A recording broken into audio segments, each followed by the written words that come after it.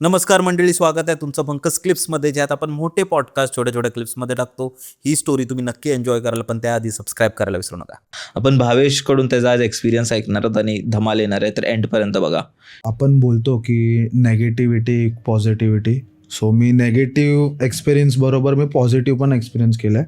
जसं मी तुला स्टार्टिंगला बोललो की ह्या जगामध्ये जर पॉझिटिव्ह गोष्ट आहे तर नेगेटिव्ह गोष्ट पण आहेत.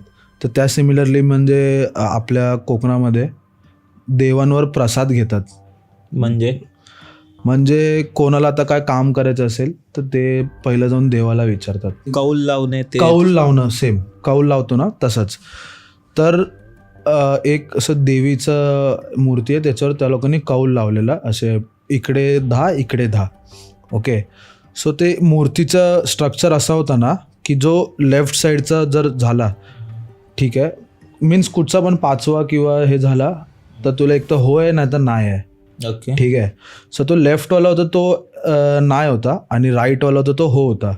तर लेफ्टवाला म्हणजे मी जेव्हा बघत होतो ना, तर लेफ्ट साईडवाला जो राईस होता ना, तो असा ॲक्च्युली लिटरली असा खाली आलाय आणि परत वरती जाऊन स्टिक झालाय.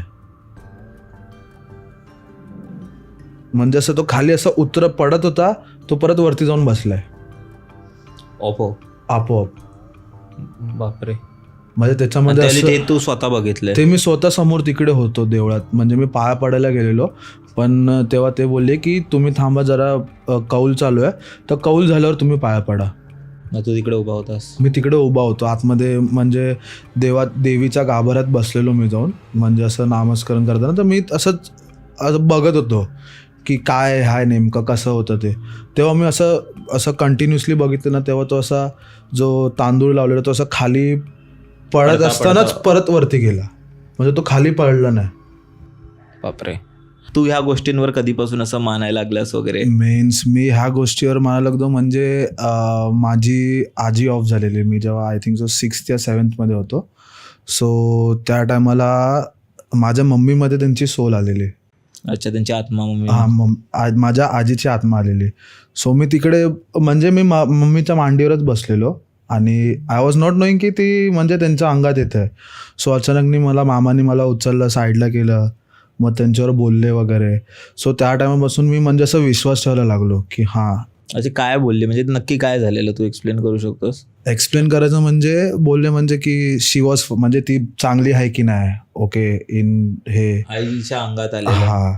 सो ती आम्हाला असं इंडिकेशन देत होती की काय चांगलं होत असेल तर चांगलं इंडिकेशन द्यायची, काय वाईट होणार असेल तर वाईट इंडिकेशन द्यायची. मग असं सगळं व्हायला लागलं. त्याच्यानंतर मग मी असं स्वतः मग हे केलं की हां, अशा गोष्टी पण असतात. इन वर्ल्ड पॉझिटिव्ह गोष्टी आहेत, सो नेगेटिव्ह पण आहेत. ओके. आणि एकदा जर मी माझ्या घरी जिकडे आता मी राहतो तिथे बसलेलो. सो माझ्या नेबरहूड जे आमचे फॅमिली फ्रेंड्स आहेत, त्यांची आई ऑफ झालेली आणि त्यांची मुलगी जी होती ती खूप म्हणजे असं डिफिकल्ट सिच्युएशनमधून जात होती. आणि म्हणजे माझी मम्मी अशी चेअरवर बसली, त्यांच्या अंगात त्यांच्या आईचं हे आला, सोल आला.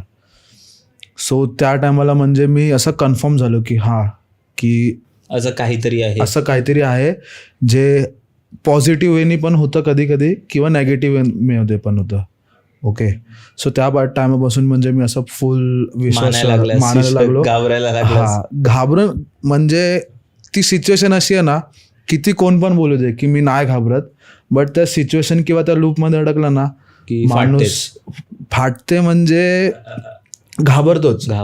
एक्झॅक्टली. बाई, तुला पर्सनली असं काही दिसलेलं तर ते तू एक्सप्लेन कर. म्हणजे आम्ही फॅमिलीज कुठेतरी गेलेलो, ठीक आहे, बाहेर गेलेलो फिरायला. सो आम्हाला येईपर्यंत लेट झाला घरी. सो फ्रायडे या संडे होता असा काहीतरी. सो घरी मी नॉनव्हेज लवर आहे. ओके. तर नॉनव्हेज बनवलं नव्हतं घरी. सो मी रागाने बाईक घेतली आणि मी निघालो बाहेर हॉटेलमध्ये. सो माझ्या मामाच्या गावी असं ना की if you want to buy a chocolate, म्हणजे सिंगल चॉकलेट जरी घ्यायचं असेल ना तर तुला 5 किलोमीटर लांब जायचं आहे. दुकानं सगळी लांब? हां, सगळी दुकानं म्हणजे मार्केटच लांब आहे, 5 किलोमीटर लांब. सो मी ते चॉकलेट घ्यायला म्हणजे असं जेवायला गेलेलो मार्केटमध्ये. ओके. जेवण बिवून झालं आणि जसं एक विलेजमध्ये खूप आतमध्ये आहे तर तिकडे नेटवर्क पण नाही. सो मी मोबाईलमध्ये सर्फ करत राहिलो की थोडा वेळ टाईमपास करूया मग घरी जाऊया. सो त्या टायमाला आय थिंक 11:30 किंवा 11:45 होत असणार.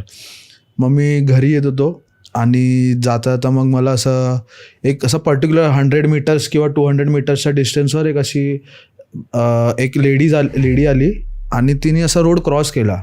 बट मला त्या टायमाला असं क्लिक नाही झालं की ही लेडी कोण आहे, काय आहे.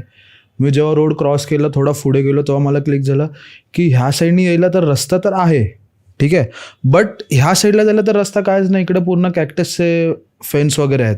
सो मी आता काय करू त्याच्यामध्ये, म्हणजे ते काय होतं ॲक्च्युली, म्हणजे एका बाजूला ते कुंपण वगैरे टाकलेलं. सो त्या साईडला झालं तुला रस्ताच नाही तुला. ती बाई गेली कुठे मग?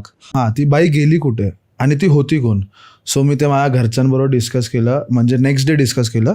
सो माझी मम्मी बोलली की म्हणजे ती कोणतरी असं वैश्य वगैरे असणार. मी बोललो वैश्य असणार तर एवढा रात्री काय करते अशा एकदम अंधारामध्ये? ठीक आहे चल, शी वॉज गोईंग, म्हणजे ती जात होती त्या रस्त्याने किंवा तिने त्या साईडला गेली, ठीक आहे, बट ती कॅक्टसच्या इथून कुठे गेली? तिकडे तर जागाच नाही ना जायला. मग नंतर माझ्या मम्मीने सांगितलं की त्यांच्या म्हणजे माझ्या मामाच्या गावी if you are having a home, माझं होम आहे किंवा अजून कोणाचं पण घर आहे तिकडे, तर त्यांचे पर्सनल स्मशानभूमी आहेत त्यांच्या शेतामध्ये. They don't have private. अच्छा, म्हणजे ते पर्सनल तिकडे त्यांच्या शेतामध्येच ते लोक अग्नी वगैरे देतात. सो त्याच्यामध्ये कोणतरी असणार आणि त्या लूपमध्ये तू गेला असशील आणि तुला ते भेटले असणार, असं त्याच्या मागचं हे होतं. ती कशी होती बाई? म्हणजे ते असं होतं ना की मी डिस्क्राईब करणं म्हणजे ती त्या सिच्युएशनमध्ये मला असं फुल ब्राईट दिसत होती, म्हणजे आजूबाजूला काळोख आणि ती बाई मला क्लिअर दिसते असे रोड क्रॉस करताना. म्हणजे I think so magenta colour असेल तिच्या साडीचा वगैरे, डार्क कलर, ओके, आणि केस बीस नॉर्मल सोडलेले होते आणि त्यांनी क्रॉस केला असा रोड, बस एवढंच. तेवढं दिसलं आणि मी अरे म्हणजे माझ्या ह्याच्यामध्ये होतं म्हणून मी ते बाईकवर होतो म्हणून मी काय तिथे लक्ष दिलं ना जास्त.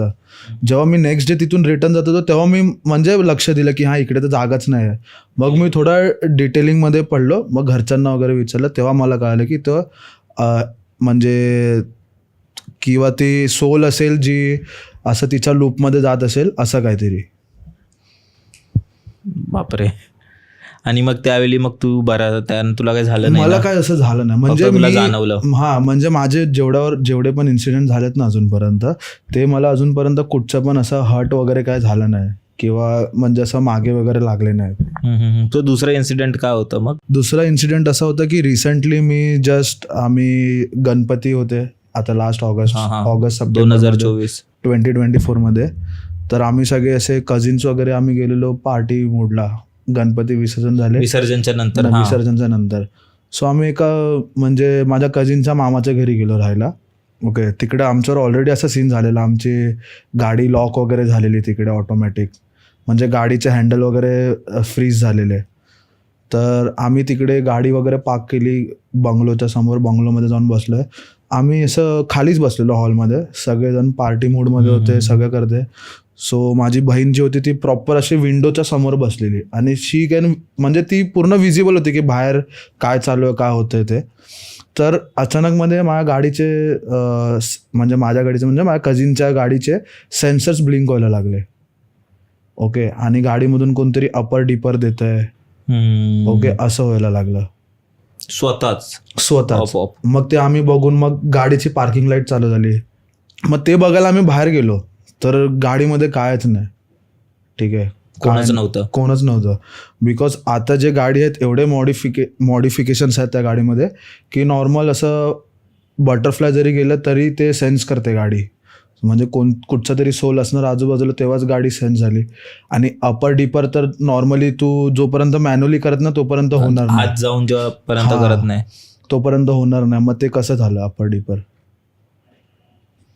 आपोआप, म्हणजे ती गाडी चालू होत होती असं. बापरे. ते हे आता गणपतीत झालेलं. हां, 5th डेला आय थिंक सो विसर्जन वगैरे करून आलो. मग आम्ही गेलो. मग तुम्ही काय केलं त्यावेळी? काय नाही, आम्ही गेलो आणि बरोबर गाडीच्या समोर असं स्वामी समर्थांचं छोटंसं असं देऊळ टाईप बांधलं त्यांनी, छोटंसं ते तिकडे होतं. तर आम्ही म्हणजे असं हेच विचार केला की काय नसणार, तर इथे समोर देव आहे तर इथे सोल कशाला हे येणार करून. पॉझिटिव्ह राहिलो आम्ही. पण नंतर मग आम्ही ह्याचं काय हे नाही केलं. बट ह्याच्या अगोदर पण आम्ही त्याच रोडला गेलो ना, आमची गाडी 2दा अशी झालेली हँडल लॉक वगैरे झालेलं ऑटोमॅटिक.